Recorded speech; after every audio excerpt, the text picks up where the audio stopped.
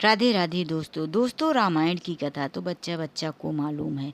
ऐसे ही एक कथा है जिसमें आप जानेंगे कि राजा दशरथ की वजह से माता सीता जी को वनवास में रावण चुरा कर ले गया था। इसमें राजा दशरथ जी की सारी गलती बताई गई है।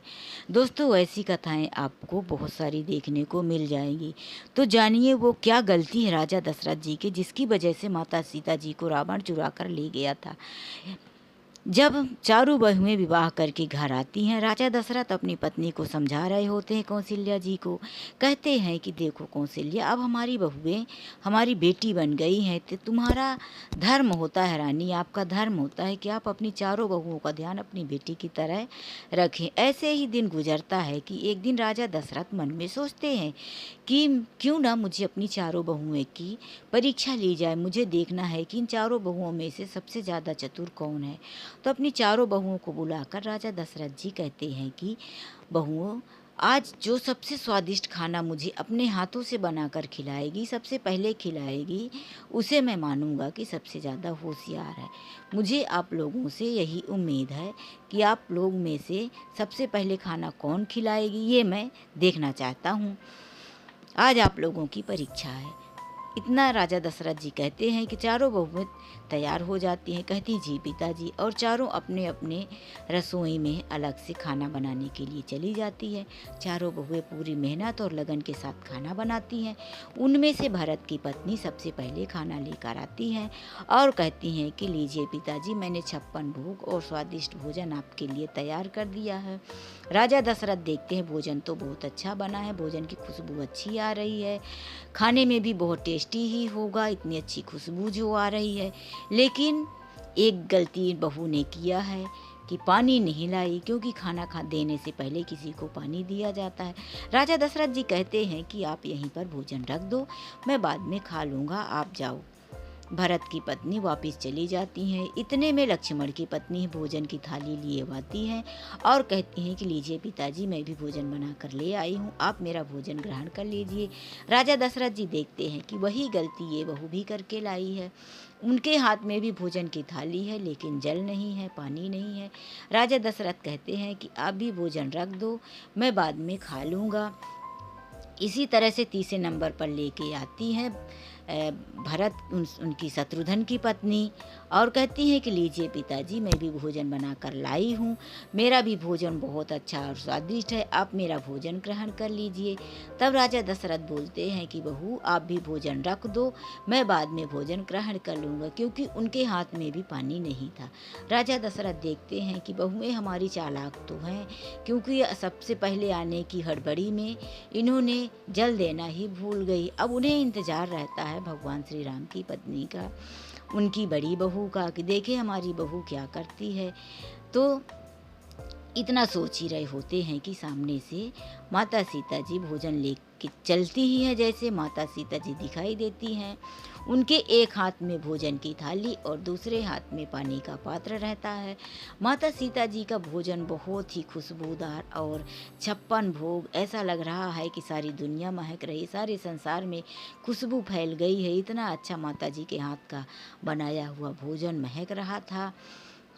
जैसे ही माता सीता अपना पैर निकालती हैं, चौखट से एक अंदर एक बाहर रखती हैं, तो कहीं से हवा के झोंके से एक तिनका उड़ता हुआ आता है और माता सीता जी के बनाए हुए भोजन की थाली में गिर जाता है। माता सीता जी देखती हैं कि अब इस तिनकों को क्या करूं, कैसे निकालूं। अगर पिताजी के सामने थाली लेके रखती हूँ तो पिताजी सोचेंगे कि मैंने साफ सफाई का ध्यान नहीं रखा, और यदि वापस जाती हूँ तो पिताजी सोचेंगे कि इतना लेट तो वैसे भी सबसे पीछे खाना लेकर आई है, फिर पता नहीं क्या भूल गई जो वापस लेने गई है। इस संकट में माता सीता जी पड़ी ही थी कि माता जी ने अपनी तेज नज़र उस भोजन में पड़े तिनके की तरफ डाली। तिनका जलकर भस्म हो गया, राख बन गया, और माता जी उस तिनके की राख को उड़ा दिया और गई और बोली, पिताजी लीजिए भोजन ग्रहण कर लीजिए। तब राजा दशरथ जी बोले कि नहीं बहू, मैं तुम्हारे हाथ से भोजन ग्रहण नहीं करूँगा। माता सीता जी बोली, क्यों पिताजी, आप मेरे हाथ का भोजन क्यों नहीं ग्रहण करेंगे। राजा दशरथ जी बोले, मुझे तुमसे एक वचन चाहिए बहू। तब माता जी बोली, पिताजी ऐसा कौन सा वचन है जो मुझे देना है आपको? ठीक है, मैं आपको वो वचन देती हूँ जो आपको चाहिए, लेकिन आप भोजन ग्रहण कर लीजिए। राजा दशरथ जी बोले, अभी जो तुमने किया है वो सब मैं देख रहा था। तुमने किस तरीके से तिनके को अपनी तेज नज़र से भस्म करके और राख बना दिया और उड़ा दिया। तो तुम मुझे वचन दो कि आज के बाद तुम इस तेज नज़र का कहीं भी इस्तेमाल नहीं करोगी, ऐसी तेज नज़र किसी के ऊपर नहीं डालोगी। माता जी कहती हैं कि ठीक है पिताजी, जैसी आपकी आज्ञा, मैं आपको वचन देती हूँ। राजा दशरथ ने ये वचन क्यों लिया, आप ये सोचेंगे। तो राजा दशरथ जी ने ये वचन इसलिए लिया कि कभी मेरे बेटे और मेरी बहू में छोटी मोटी अनबन हुई या झगड़ा हुआ तो कहीं मेरी बहू में मेरे प्यारे भोले भाले बेटे राम पर अपनी तेज नज़र डालकर भस्म ना कर दे। इस डर की वजह से भगवान राम उनसे ये वचन ले लेते हैं। फिर जब माता सीता जी का वनवास होता है, आप सबको ही पता है, बच्चे बच्चों को पता है, सारी दुनिया ये कथा जानती है। तो उसी टाइम पर वन में वनवास के टाइम पर माता सीता जी का हरण होता है, रावण उन्हें चुराने आता है।